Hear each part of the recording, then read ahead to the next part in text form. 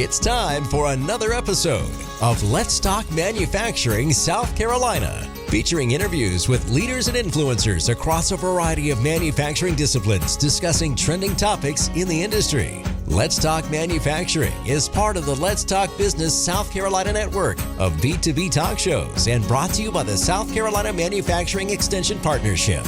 And now, coming to you from the Drum Creative Studio, here's your host, longtime South Carolina business publisher, Rick Jenkins. Hello, everyone, and welcome to another episode of Let's Talk Manufacturing. We're up to episode number 4, if you're keeping score. We have a great show for you today. I want to be talking to 4 fantastic guests, including this fella right here. This is Art Crider. He is a regional vice president with SCMEP, but I'm going to get to Art in a second.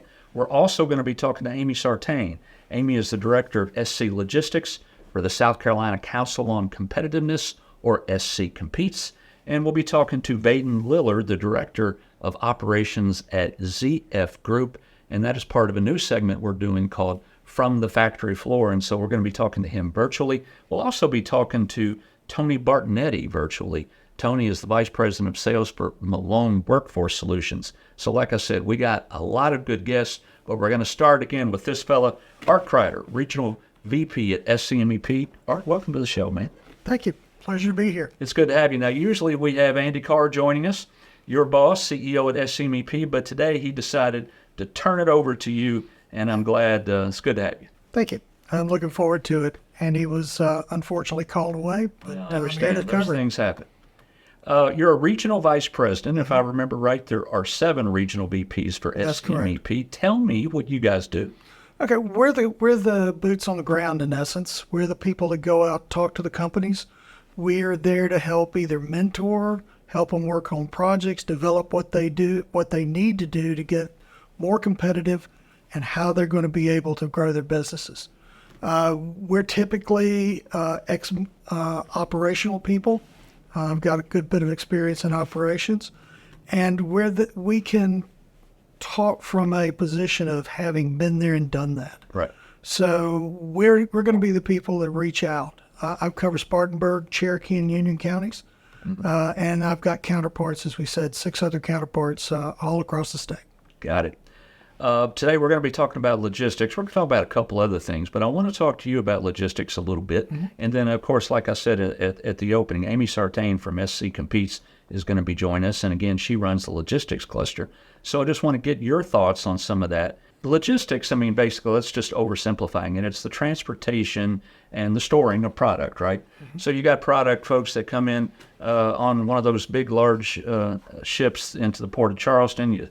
You stick it on a rail and you bring it over to the inland port, you stick it on a truck, you take it somewhere, you put it in a warehouse, okay? I'm oversimplifying, but that is the nature of logistics. SCMEP, you guys can help logistics and warehousing companies become more efficient. Tell me about it.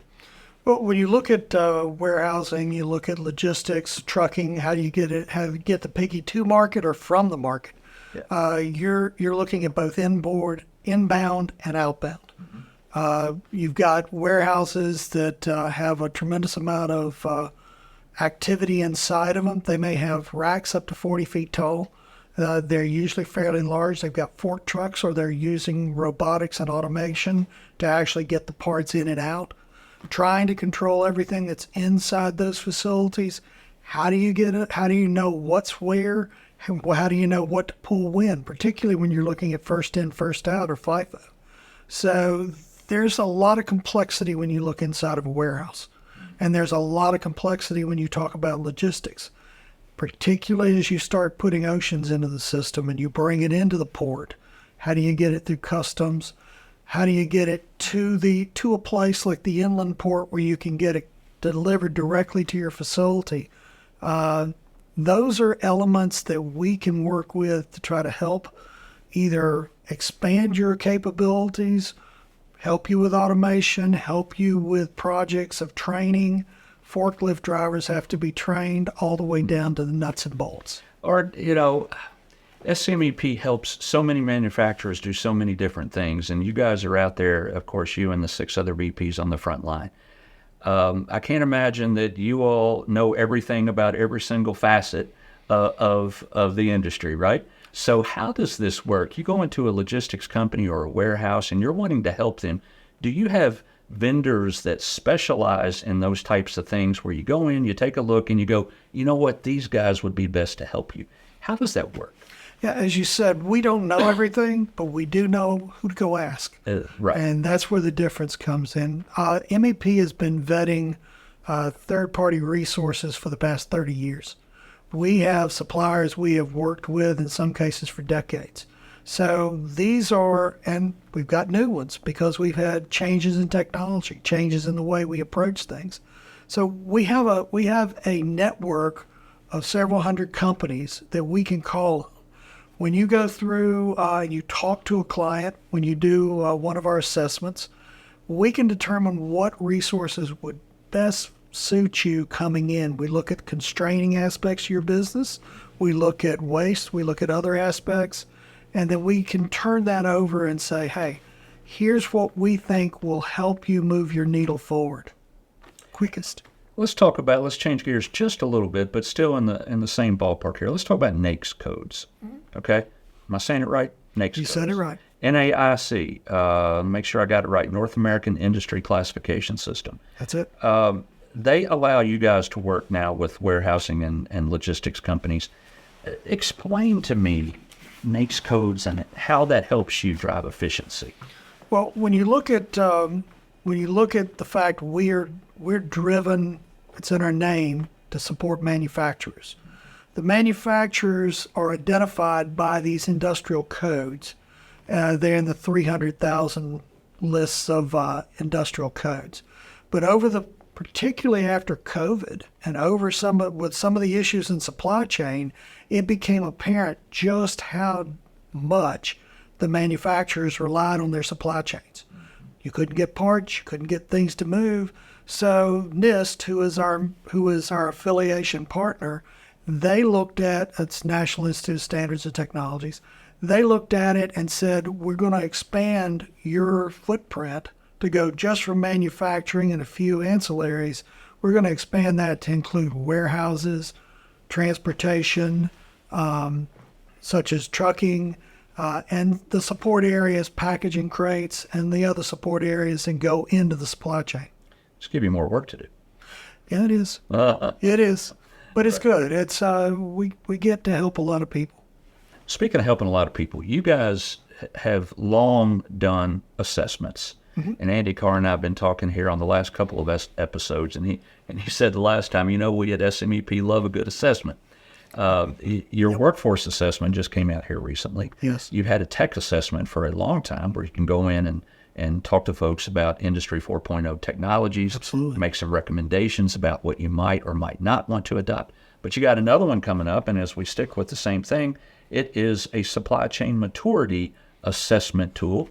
Absolutely. Tell me about that. Well, that's one that's still under development, but the idea of it is to look at what would be a best practices type approach, using that then to compare where a company is against best practices and give them a score, give them the ability to see, hey, if you really want to get better, you need to have more data and collect more data on how your parts are moving, how your inventory's transferring, any of the things that you need. So it's still in development, but it will be out in fiscal year 25, which for us starts July the 1st. Right. And so how much longer do you think? That's just right around? Probably another 6 months. Another 6 months. Yeah. Okay. First of the year. Early of 2025. Okay, good stuff. Let's stick with the supply chain one more time, and I'm going to get you out of here on this. Connex SC. Right.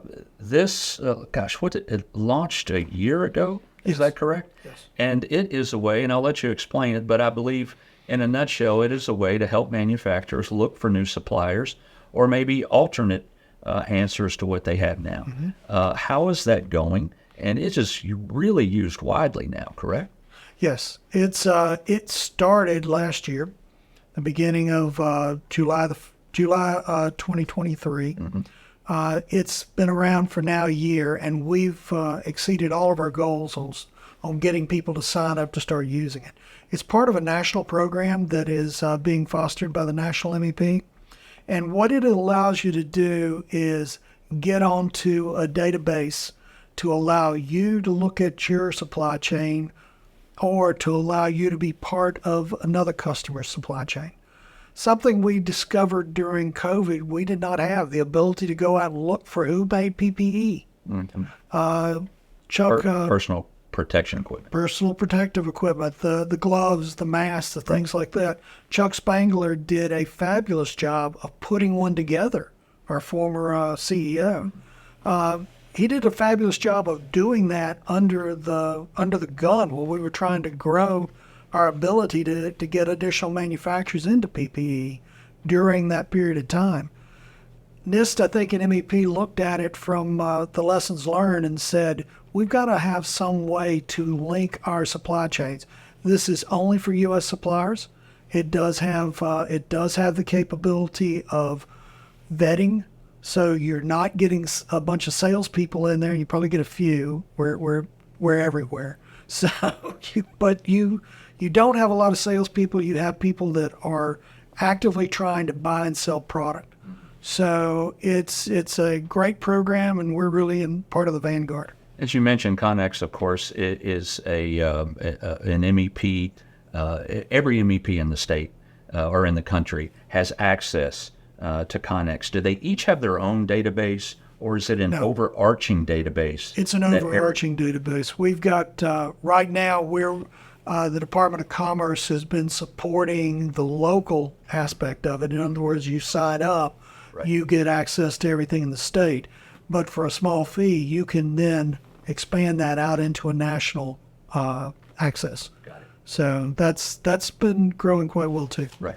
Art, really good stuff. I appreciate you, man. Sure. Thank you. Thank you for joining us. Folks, that is Art Crider. He is one of 7 regional vice presidents at SCMEP. Now, don't go anywhere. We're going to come back here in only about 60 seconds, and we're going to continue the supply chain and logistics conversation with Amy Sartain. She is the director of SC Logistics at the South Carolina Council on Competitiveness, or SC Competes. Be right back.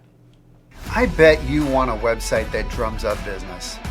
You see, every business wants to have an effective online presence that helps their business grow. We guide you through our process that will drive results by clarifying your message with a beautiful design that's strategically optimized for search. Stop wasting your time and money on an ineffective website and let us help you drum up business by designing a website that speaks to your audience and delivers results. Hello, everyone. Welcome back to Let's Talk Manufacturing South Carolina. I'm glad you're joining us. And once again, we're going to continue our conversation about logistics. And here to help me have that conversation is Amy Sartain. She is the director of SC Logistics for the South Carolina Council on Competitiveness, or SC Competes. Amy, welcome. Thank you for having me, Rick. You are welcome. I am glad that you are here. We haven't talked. I have talked to other folks at the Council on Competitiveness recently, but you and I haven't talked for a little while. And you told me something I didn't know. You're from Greenville. You are here in Greenville, and of course the Council on Competitiveness office over in Columbia. Greenville. You've always been in Greenville? Is this home? I've been in Greenville about 6 years. Yeah. Really enjoy it. I've lived up and down the East Coast for work, but I went to Clemson, studied industrial engineering there, and spent some time in Greenville when I was a student as well. Good. Well, you can't beat Greenville for a place to live.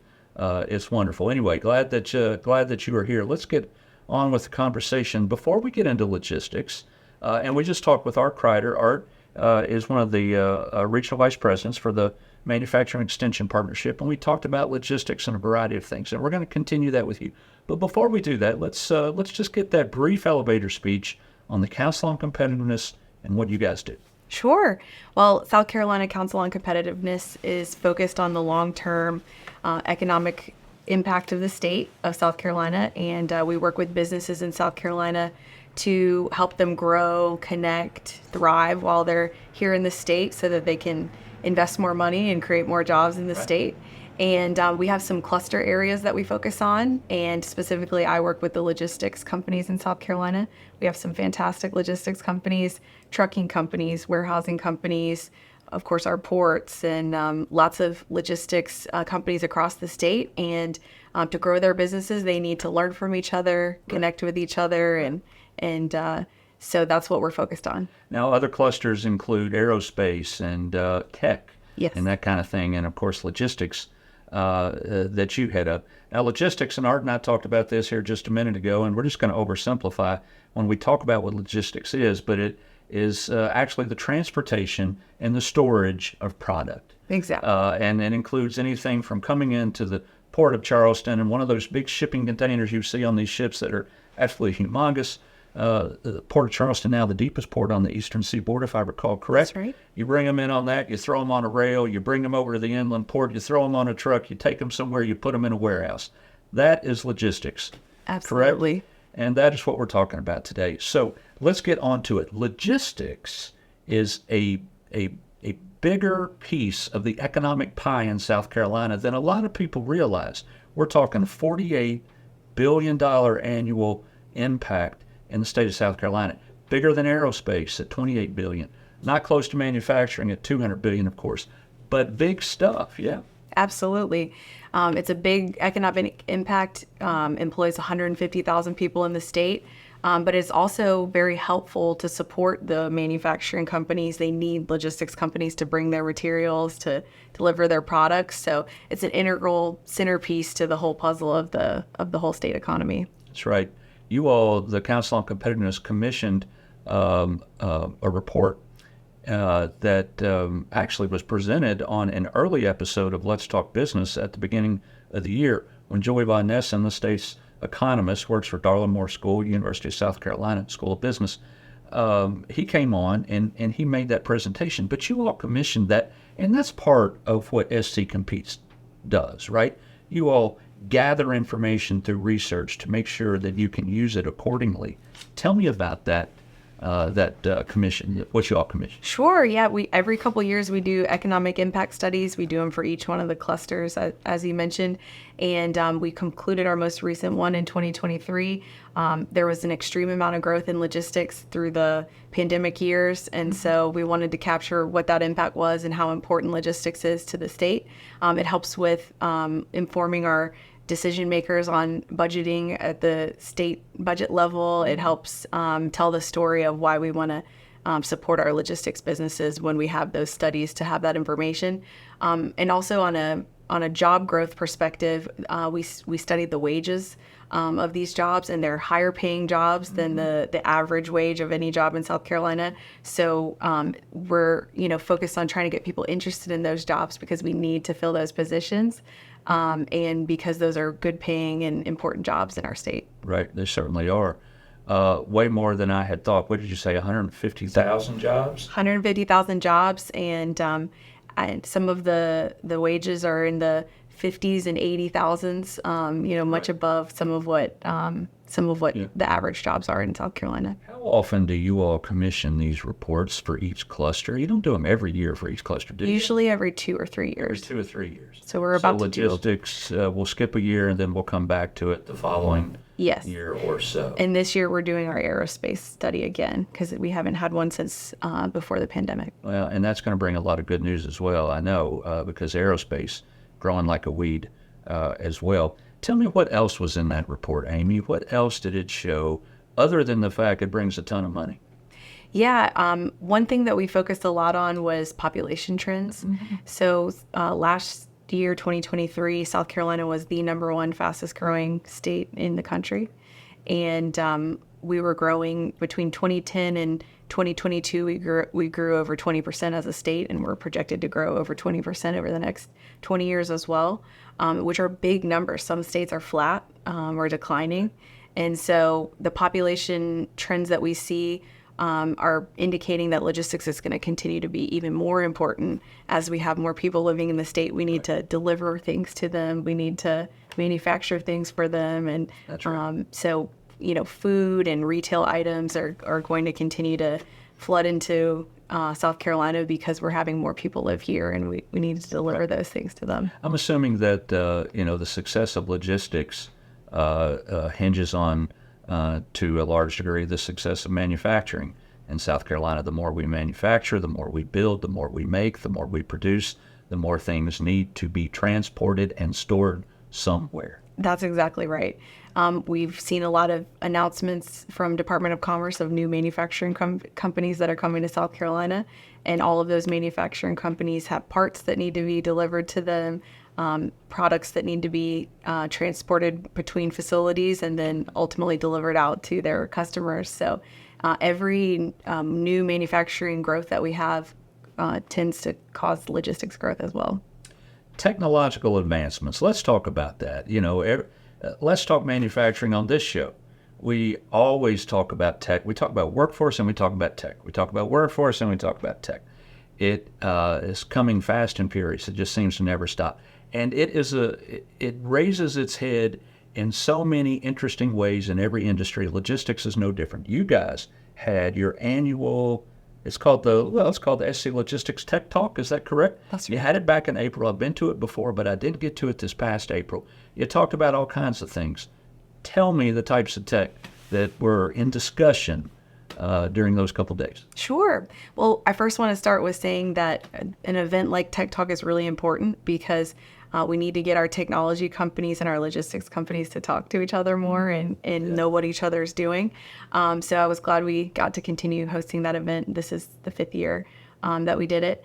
And so we had 5 or 6 keynote speakers that each got about a half hour to present what they do. Some of the companies that were there were very focused on AI. I'm sorry, Amy, but the speakers that were there, they were tech providers? Some of them were tech providers, and some of them were logistics companies that are really pushing the needle and making advancements in technology. I'm sorry, keep going. Sure. So there were 2 AI focused, and one was a tech provider and one was a logistics company. So maybe we should talk about both. Right. So one of the AI tech providers is really specialized on shipment tracking, warning of errors and issues that could happen in the supply chain. They track all kinds of really interesting information like water levels in the canals, which has been an issue with grounding ships or preventing ships from passing. They check on labor throughout the world and what the risks are. So they're really big on drawing in data from many sources and then letting that be informative and helpful to logistics companies while they're making decisions about how they should manage their supply chain. So really enjoyed hearing from that company, and I think our South Carolina logistics companies took a lot away from what they could be doing if they were harnessing some of the data and information in AI that they could use. Other than AI, what tech were you all discussing?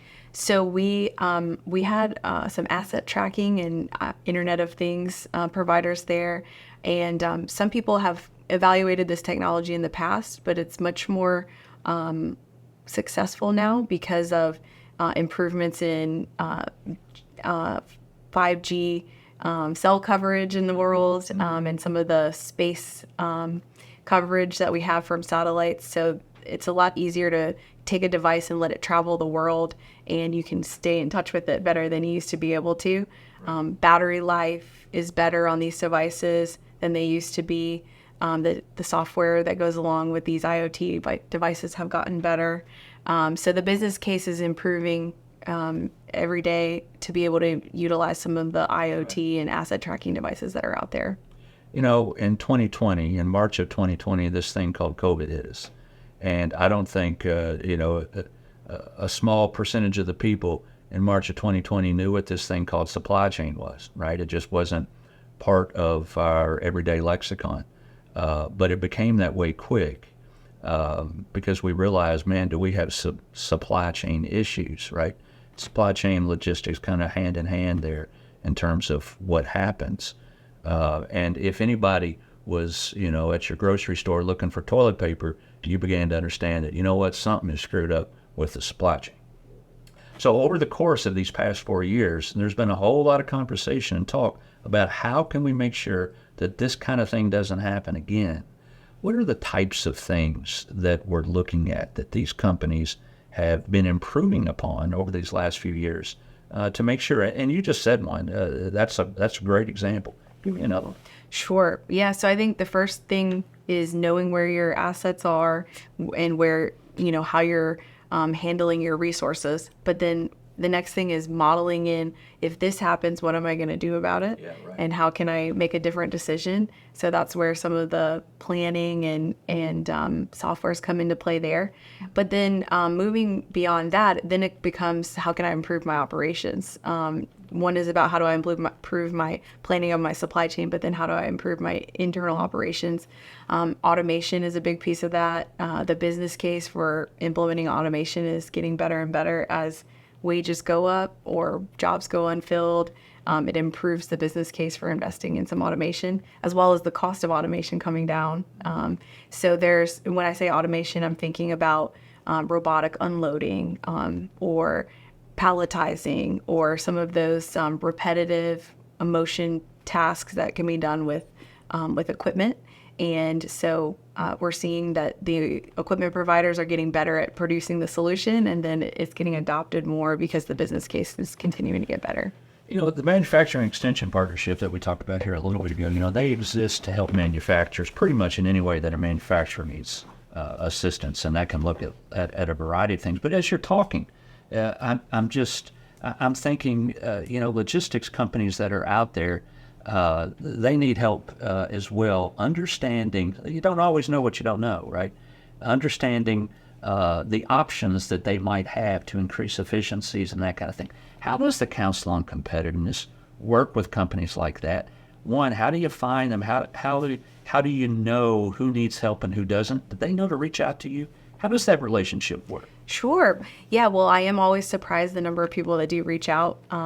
People send things through our website to get in touch with us, or someone refers them. And so it's exciting to see how many people are coming to the state and how many people are reaching out every week. But yes, people reach out to us. They attend our events. So we have several logistics events a year or other events that we host, and they come to that to be educated and informed on what's going on in the industry, and so they can meet one another and collaborate on the types of things that they're working through. So us as a council, we're there as advisors and able to help, but we're also there as connectors, being able to bring the experts and the industry together so that they can help each other and learn from each other. I wanted to tell you one more story about Tech Talk. So at Tech Talk this year, we had the opportunity to have a South Carolina-based trucking company headquartered in Columbia talk about how before ChatGPT came out and before they started learning about AI, they had a lot of challenges with sorting through all their documents and finding their necessary information. And they told us at Tech Talk about how they created their own custom software, and they were able to harness AI to help them solve some problems that they never before were able to solve. So what was this company? They're called Motor Supply. Yeah. And I really enjoy seeing a growing South Carolina company grab onto some kind of new technology and really harness it for their benefit.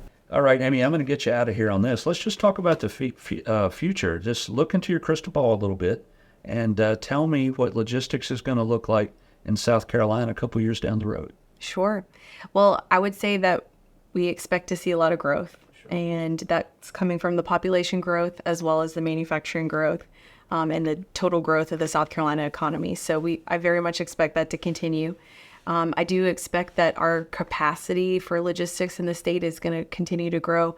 The port has come into some extra capacity that they can do with some of the new properties they've purchased and some of the investments they're making. So that's exciting because that's going to benefit the rest of all of the logistics companies in South Carolina.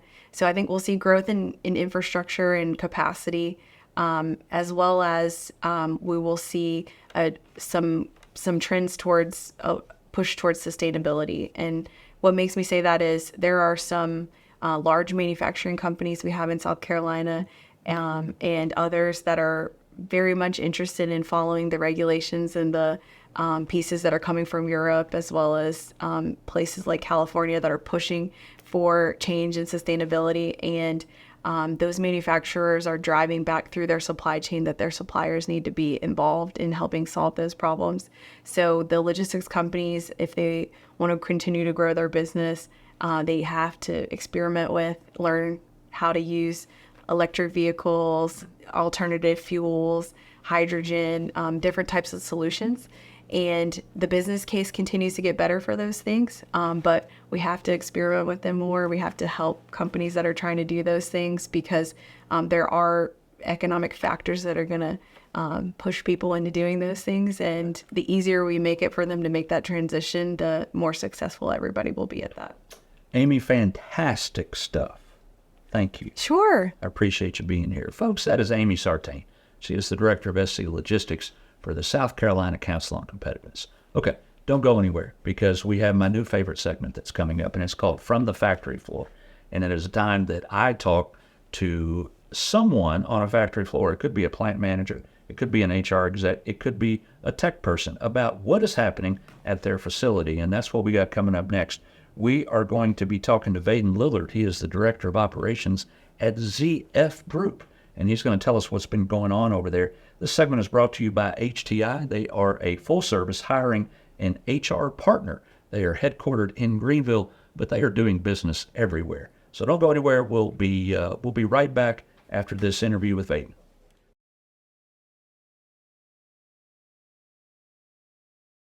Welcome to From the Factory Floor, which is part of our monthly YouTube podcast, Let's Talk Manufacturing.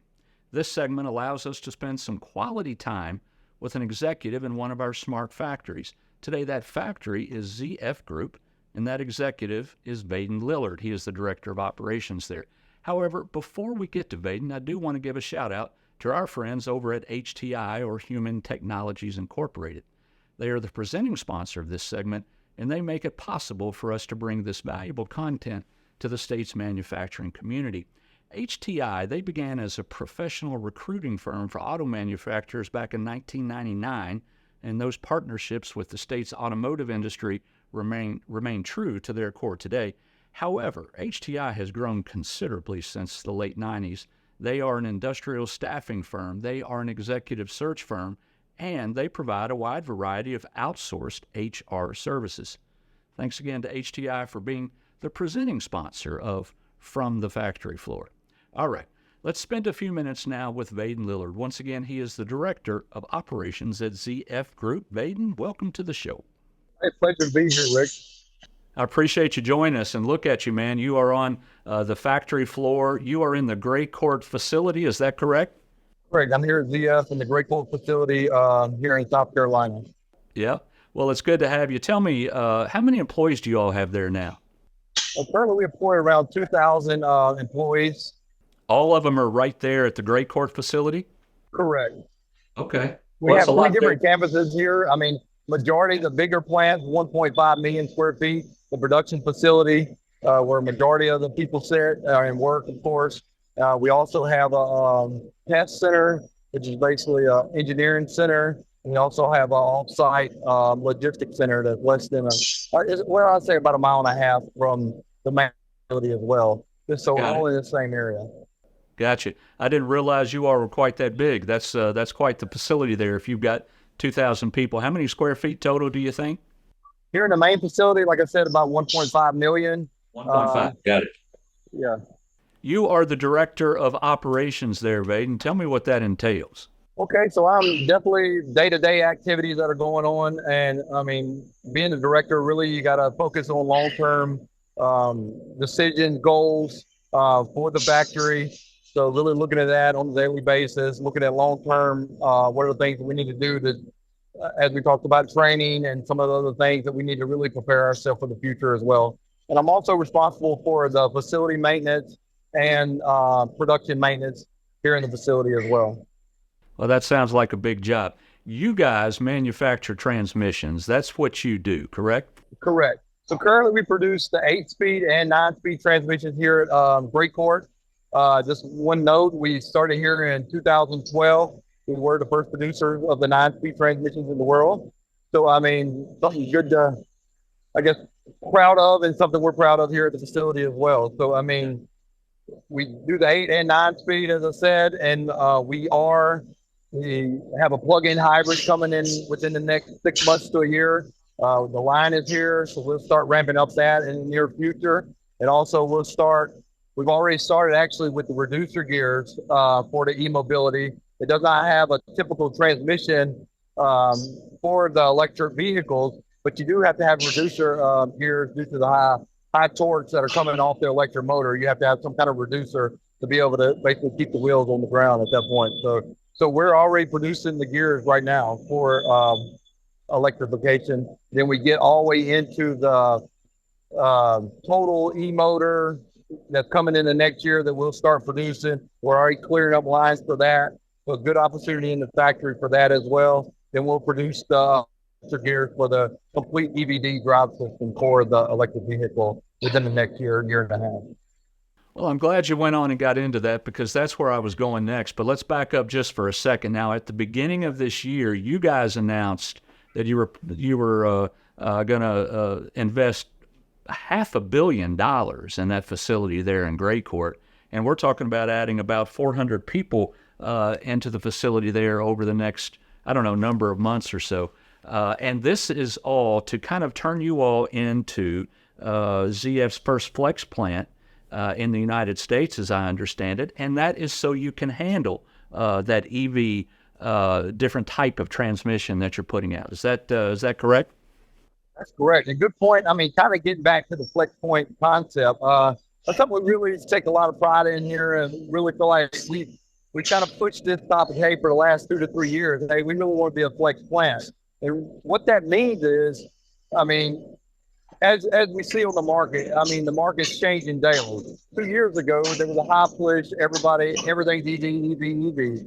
I mean, and as you see on the news lately, I mean, things are starting to slow down towards the push of EV. I mean, not completely dead, but I mean, it is slowing down.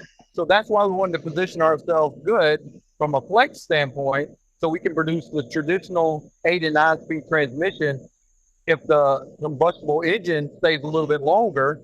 But also, we're in a good position for the future for the EV. And also, if the EV comes a little sooner than we predict, we feel like we're in a good position for that as well. So that's really kind of how we set it up and why we really try to position ourselves to be prepared for the changes in the market as well. So you're bringing in 400 new people to help staff for this additional work that you're going to be doing. But you're also going to have to, we'll call it upskill, the employees that you have there at the factory right now to teach them how to build a different type of transmission. Correct. And definitely a good question. So really what we're doing with that, with the upskill of our current workforce, so we have plants throughout the world. I mean, so we're already sending people to China where we're already building some EVD. We're sending people to train there. We just had 2 maintenance guys that were 6 months over there learning and training day-to-day activities to really understand it. We also sent operators to different parts of Germany to start training with these guys to really get the knowledge and know-how to bring that skill back to Great Court and be able to train other people to kind of not only grow them, but also help them grow other people as well. So I think it's a good opportunity for everyone. Well, it sounds like a great opportunity. And Vaden, I appreciate you sharing all that info with us. Sounds like lots of great stuff happening out there in Gray Court. Appreciate you joining the show, Vaden. All right, not a problem. I definitely appreciate you having me on. I enjoy talking about it. We got a lot of good things and exciting things happening at ZF, so definitely always glad to talk about it. Vaden, I really appreciate you joining us. It was a good conversation. Folks, that is Vaden Lillard. He is the Director of Operations at ZF Group, and I appreciate you joining us for another segment here of From the Factory Floor. Let's get back to Let's Talk Manufacturing. To keep your company moving at a steady pace, you need the right people. Malone Workforce Solutions provides full-cycle short and long-term recruiting and staffing solutions, ranging from entry-level to senior management positions. Tap into a national network of talented, ready-to-hire candidates. Regardless of size or location, Malone has the ability to meet your needs. Don't let staffing issues slow you down. Put us to work. Malone Workforce Solutions. Welcome, everyone, back to Let's Talk Manufacturing, South Carolina. Again, this is episode number 4, and we appreciate you joining us. You know, almost every episode, we're talking something about workforce. One of the hottest topics in manufacturing today is workforce. We need employees, we need workers, we need folks in those factories to do really cool jobs. And we've got more jobs, unfortunately, than we can fill sometimes. But anyway, today is no different. We're going to continue the workforce conversation that we've had for a while. And now I am joined by Tony Bartonetti. Tony is the Vice President of Sales at Malone Workforce Solutions, doing business not only in South Carolina, but everywhere around the country. Tony, welcome to the show, pal. Thank you so much for having me join you today. You are welcome. I want to talk to you about several things today, but before we even get into it, just give me that brief elevator speech about Malone, about what you guys do. Yeah, we've been in business for over 50 years, and that's no luck, because really what we've done is we focused on our clients and our prospects and what their challenges are with regard to hiring. So from starting out as an executive search firm, we've gone into temp to hire and temporary services as well.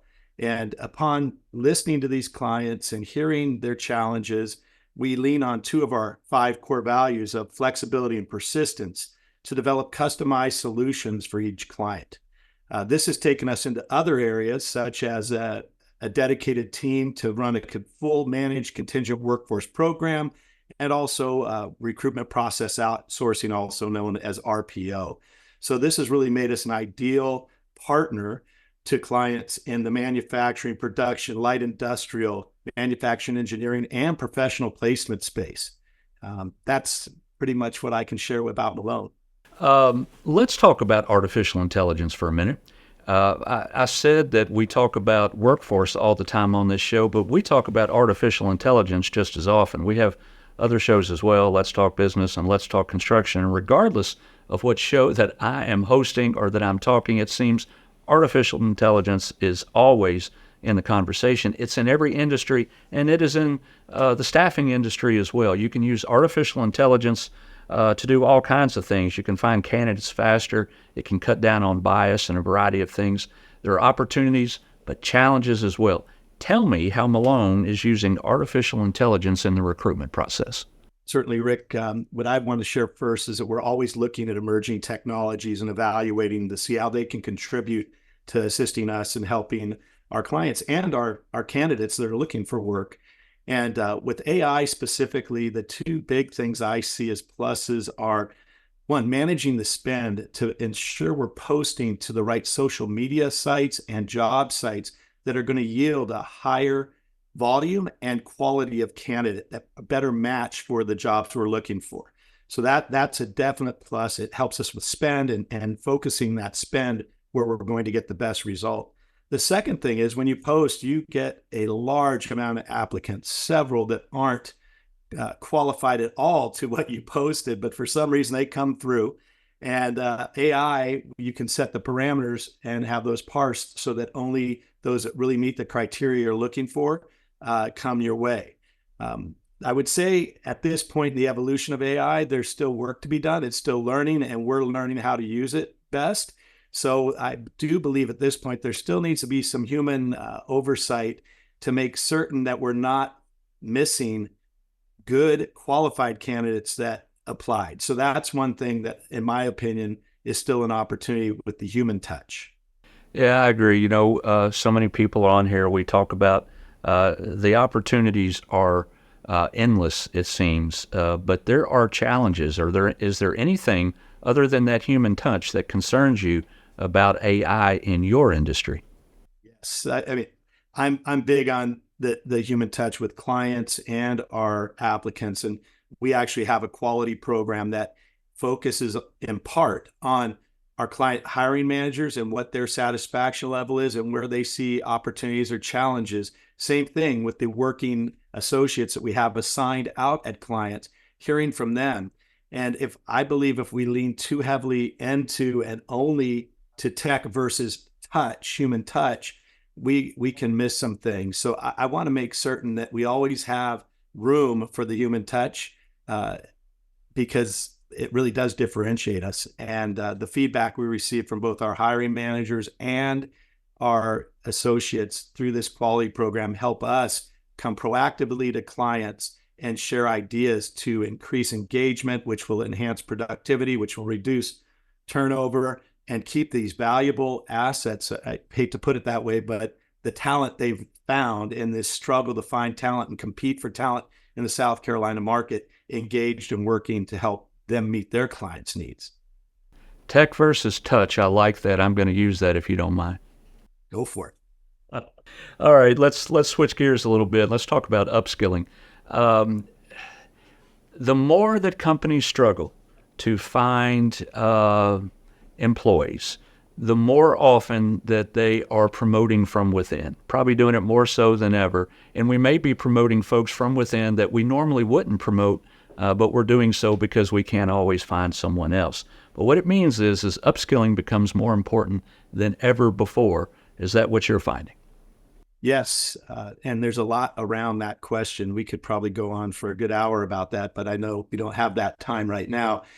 For me, looking at the millennials retiring out at a rate of 10,000 workers a day through 2030, that's a big challenge. And then I should say the baby boomers. And then with the millennials not looking favorably on manufacturing as a career because of stereotypes that were set and the focus on achieving a 4-year degree, those that do want to go into manufacturing often need to have that upskilling you're talking about. So this really needs to be part of a strategic plan tied to onboarding and training and orientation that allows somebody to learn if they're promoted from within before they're ready, having a management structure that allows the manager to coach and lead this person and train them and transfer knowledge so they can be proficient. And it's an ongoing process that's not done in a day or in a week. So that's what I've seen. And I believe just a little bit further down on this, if you connect with the community-based STEM programs to start early grooming and recruiting of applicants, that would be a great way to get manufacturing production branded as a great path for a career. So, and those STEM programs are going to be teaching some of the upskilling that we're dealing with right now. Tony, I'm going to get you out of here on this. I want to talk about a real world challenge. You and I have discussed it a little bit before as we talked about your appearance on the episode. A lot of firms like you guys are more and more, a lot of staffing solutions firms are more and more finding that they need to really become partners with their clients to solve problems. And I know you all have done the exact same thing. You have situations where you've actually become an extension of the business and the client that you're working with. Talk to me about that and tell me how it works. Yeah, Rick, just to take what you said and take it a little further, companies definitely are leaning on staffing firms to do this and become even an extension of their HR and their compliance within that space. So very great question here. The situation we had was a client was struggling to staff up and they were not going to be meeting their goals for their clients. And they were open to talking to us, and we went through a deep dive to understand what they saw as their challenges and so on. And then we asked permission to look at the 12 plants that they had in the various areas where they operate. And they allowed that to happen. And what we found was each plant had different issues with their recruiting, their sourcing, their recruiting, and their hiring and onboarding. So what we went back to the client with was for each plant, a different solution that we proposed to help resolve hiring concerns. And they actively engaged us with a strategic sourcing plan for each location that was different pretty much for each location. There were obviously some commonalities.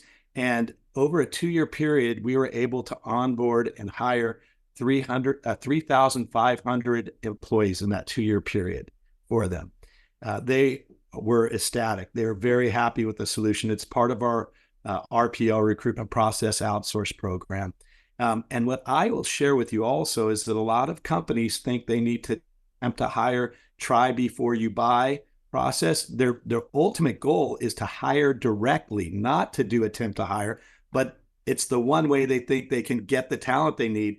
An RPO solution is a great option in that type of situation because you get a more engaged, excited applicant when they know they're going to work directly for the client we're servicing as opposed to being part of a temp staffing firm, if you will. So that's a soft benefit there. Absolutely fantastic stuff. I appreciate you joining the show and having this conversation. Appreciate you. Thank you. Likewise. You're welcome. Folks, that is Tony Bardinetti. He is the Vice President of Sales at Malone Workforce Solutions. Guess what? That concludes another episode of Let's Talk Manufacturing. Thank you for joining us. We'll see you next time.